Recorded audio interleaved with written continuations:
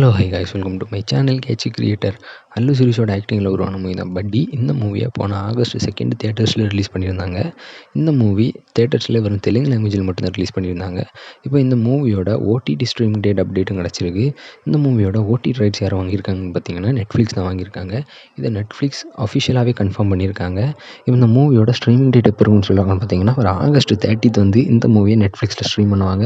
இந்த மூவி ஓடிடியில் ஸ்ட்ரீம் ஆகும்போது தமிழ், தெலுங்கு, மலையாளம், கன்னடான்னு மொத்தமாக 4 லாங்குவேஜில் ஸ்ட்ரீம் ஆகும். இதோட official OTT streaming date update வந்து இந்த வீக் வர சான்ஸ் இருக்குது. இதோட ஸ்ட்ரீமிங் டேட் அப்டேட் வந்து நானே உங்களுக்கு அப்டேட் பண்ணுறேன்.